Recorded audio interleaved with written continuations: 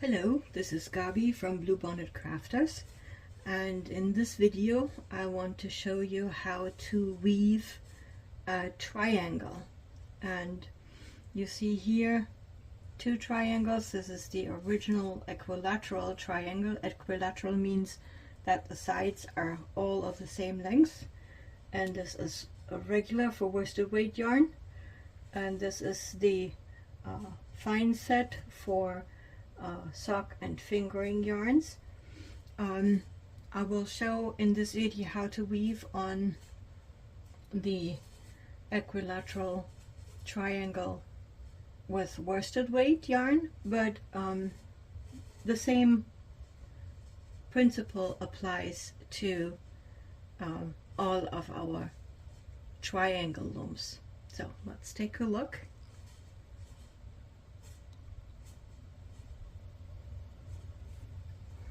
I'm trying to zoom in.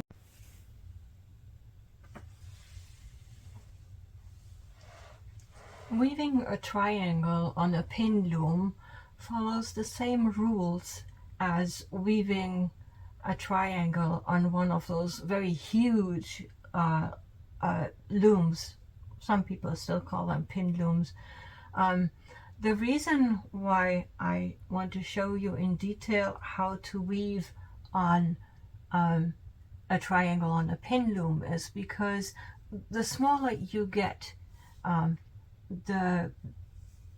it's not more difficult, but you will use a few different tricks to weave the same weaving method on a smaller loom, particularly you know, when you work on a fine set triangle where the pins are smaller or closer together. There are just a few things that come in handy when you know them. Alright, let's get started weaving, and I will try to zoom in as much as possible so that you can see as much as possible. Alright, our triangle looms have two corners that have little lines to it, and like with all other of our looms, this indicates that this is where you start with your work. The third corner does not have any markings, and it also doesn't have a pin. This is not a mistake. It's intended, because this is, you know, you have your hand with a tool. This is intended to give you more space for weaving, which is particularly important when you have a fine set where the pins are closer together and you have to work through, you have to be able to move more. You see this? This is also why the last set of pins is a little bit farther apart. Again, this is not a mistake. This is by intention. The weaving allows you to do that, and it gives you a little bit more space to move the tool. All right. So, hand with the weaving tool is at the corner where there is no pin. Let's start weaving. I like to measure twice the length of the loom. It's all kind of approximate. There's no, it has to be exactly this. And then I make a slip knot. Okay? Just make sure that we're still in focus. Yeah, I can move over just a tiny little bit here. And we will start at the corners that have those line markings. The slip knot goes over the corner pin that's the farthest away from you, which in the video is at the top of the screen. Okay, from there, this is kind of the setup row is a little bit different than the actual weaving. From there we go on the inside of the triangle along this line of pins here, and come out at the bottom pin, or the corner pin with the line that's the closest to you. Let me just show you this. See where it comes out? Right there. Okay. And now we go towards the corner that has no pin and go around the corner pin and the next available pin. I like to use the term next available pin. Next available means to me that's the pin that doesn't have anything around it yet. So we're going to change that. We put something around it, which is the working thread. And then we go back to the top around the next available pin at the top. So here's the corner pin that has the slip knot on it. The next available pin that doesn't have anything around it is this one here.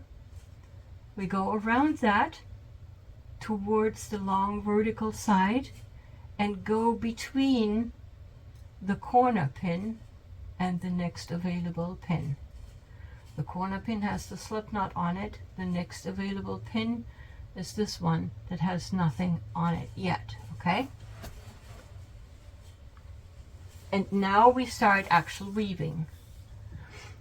With our triangle looms, we always go over first and then under, over, whatever comes next. So over, under, and then you go, I show you this, between the pins. Here's the working yarn, and one down from that, then comes the pin, and then comes the needle. Working yarn, pin, needle, in that sequence.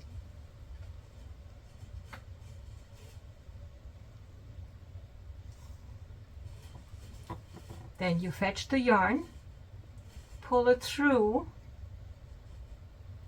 go over the next available pin up here,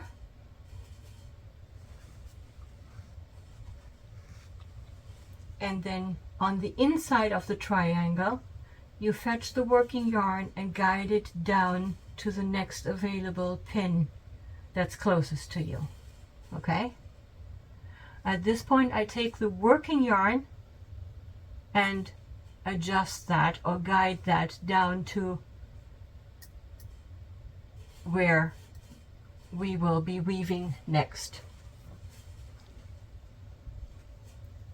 And I'll just quickly show you. The second pin here now has yarn around it, okay? So the next available pin will be this one. The corner here has yarn around it. The next available pin will be this one.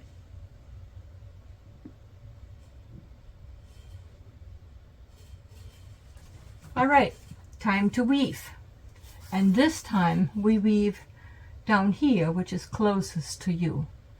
Over, under, and now we have one more warp, so it's over, under, over. Go out between thread, pin, and needle. I'm going to just show you this here. There's where the thread comes out. There's the next available pin that doesn't have anything on it yet. And after that is where the needle comes out.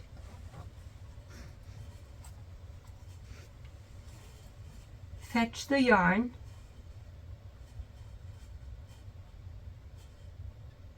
pull it through, put it over the next available pin closest to you. On the inside of the triangle, guide the yarn to the next available pin at the top, and then adjust the working yarn so that it comes out here on this side. There's the loop, there's the yarn, there's the next available pin. All right, let's just make sure. Yep, still in focus. Time to weave. Over, under, over, under. Come out here on the side where the working yarn is, fetch the working yarn, pull it through, over the next available pin on the inside of the triangle, fetch the yarn and carry it down, and then adjust the working yarn, or carry over the working yarn to come out loop, loop, nothing in between those two. Okay, we always weave where the working yarn is. So now we weave on this side, over, under, over, under, over, fetch the yarn, pull it through, next available pin, carry it over, and carry the working yarn over. So now it's kind of just, and you will see that the yarn travels in U shapes. Okay, let's do this again. Over, under, all the way across. Fetch the yarn, pull it through, next available pin here, carry the working yarn down,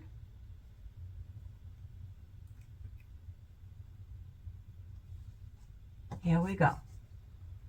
Now you can use the back, the other side, so there's the hook side. You can turn around your weaving tool that looks like a needle, the end that looks like a needle, and you can start packing.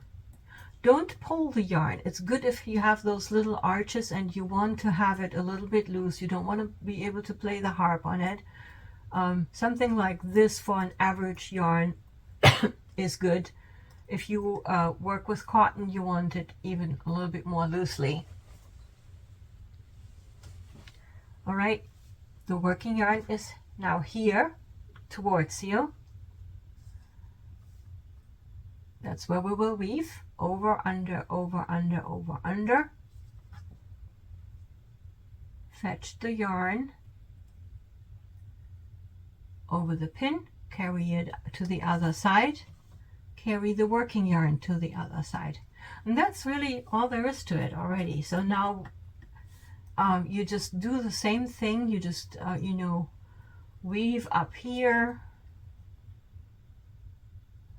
carry it through over that pin, carry it towards you, move the working yarn towards you, pack.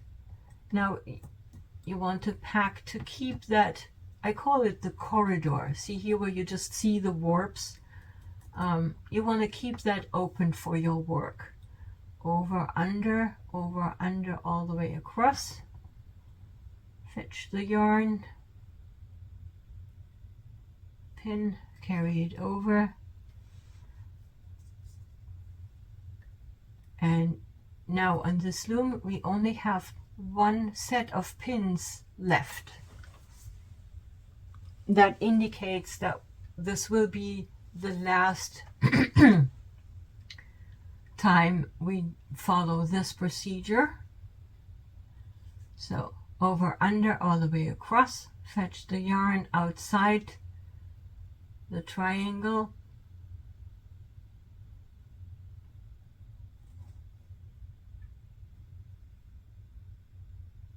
when you get to the last loop,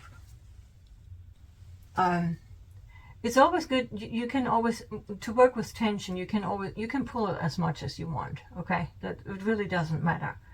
And then you can adjust it by pulling it back here, and don't pull it too tight. If you pull it too tight, it will kind of shrink the triangle. You don't want that. Just pull it up a little bit farther than necessary, and then gently adjust it so that there's very little tension. All right, so we're out of pins that have nothing around it. All three sides have all pins covered, except for on this side, there's one pin that doesn't have anything on it. And that's okay, that's what we want, because that tells us that we're done with the regular weaving process, and there's only one more row that needs to be woven, and then we're done. if you were to take off the triangle right now, it will still fall apart. So we will weave one more row to lock the weaving. Just open the corridor a little bit here, and then we measure how much yarn we need for the last row.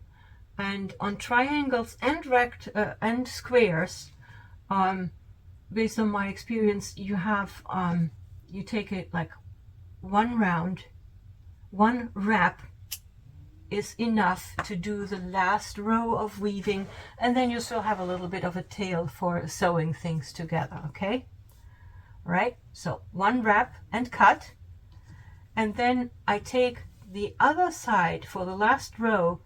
I take the other side of the weaving tool, the one that looks like a needle, and weave over, under, all the way across like this. Okay, and then I thread the needle,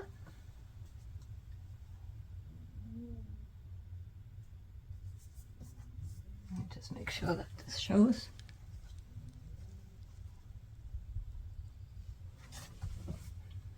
So I thread the needle, and then you can just pull it through like this, which will weave the last row.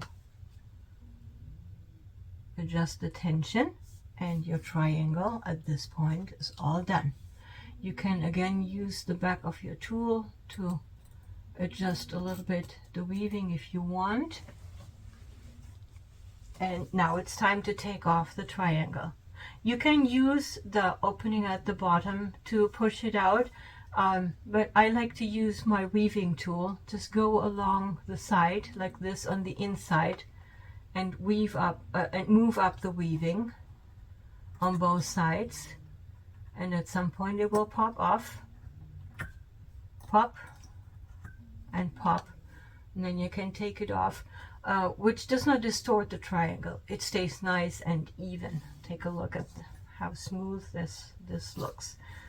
Okay, this is usually the time when you can undo the slip knot up here.